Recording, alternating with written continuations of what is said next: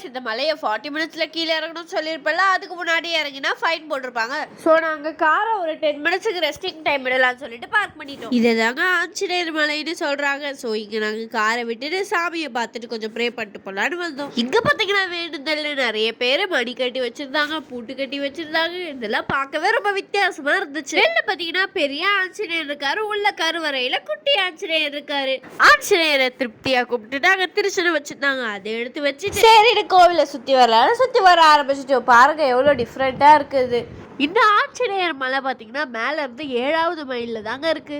அப்படியே சுற்றி வர வழியில் பார்த்தா அங்கே நிறைய சிங்கவால் குரங்கு இருந்ததுங்க. ஜஸ்வந்துக்கு குரங்குனா ரொம்ப பிடிக்கும். ஸோ அவனுக்கு வேடி கட்டிட்டு நாங்கள் அங்கேருந்து கிளம்பிட்டோம். மேலே ஏறும்போது எவ்வளோ குழுக்குழுன்னு இருந்ததோ, கீழே இறங்கும் போது அந்த அளவுக்கு ஹாட்டாக இருக்குங்க. அந்த மலையை ரசிச்சுட்டே நாங்கள் கீழே இறங்கிட்டு இருந்தோங்க. மேலே ஏறும்போது இருந்த சந்தோஷம் கீழே இறங்கும் போது இல்லைங்க. ஐயோ திருப்பி நம்ம வீட்டுக்கு போகிறோமானே இருந்தது. இருந்தாலும் வேற வழி இல்லைங்க, வீட்டுக்கு போய் தானே ஆகணும். ஃபைனலி நாங்கள் கீழே இருக்க பிரிகேட்டை ரீச் பண்ணிட்டோம். நாங்க நெக்ஸ்ட் போக வேண்டிய பிளேஸ் என்னன்னா காணிப்பாக்கம் பிள்ளையார் கோவில் தாங்க. கூகுள்ல போட்டு பார்த்தா திருப்பதியில இருந்து காணிப்பாக்கம் பிள்ளையார் கோவிலுக்கு 65 கிலோமீட்டர்னு காட்டுது.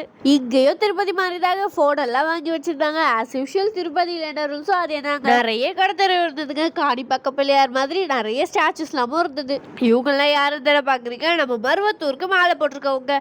நாங்க எப்படி சபரிமலைக்கு மற்ற கோவிலுக்கு மாலை போட்டு போறோமோ அந்த மாதிரி வேற ஸ்டேட்ல இருந்து நம்ம ஊர்ல இருக்க மருவத்தூருக்கு மாலை போட்டு வராங்க. நிறைய பேர் அவங்க ஃபேமிலிஸ்லாம் விட்டுட்டு குரூப்பா நிறைய பேர் வண்டியில வந்திருந்தாங்க. காணிப்பாக்கம் பிள்ளையார் உண்மையாலே சூப்பரா இருந்தாங்க. அவர் ரொம்ப நல்ல தரிசனம். இங்க வந்துட்டு போகணுன்ற ஞாபகத்துக்காக ஒரு சின்ன ஃப்ரிட்ஜ் மேக்னெட்டோ காணிப்பாக்கம் பிள்ளையார் ஸ்டாச்சுவோ வாங்கிட்டு நாங்க எங்க வீட்டுக்கு கிளம்பிட்டோம். நான் ஏன் இப்படி பேசுறதுன்னு பாக்குறீங்க, எனக்கு போயிட்டு வந்ததுல இருந்து செம்ம கோல்டு, ரன்னிங் ரோஸ் எல்லாமே இருக்குங்க. நெக்ஸ்ட் சூப்பரான வீடியோ நான் உங்களை மீட் பண்றேன்.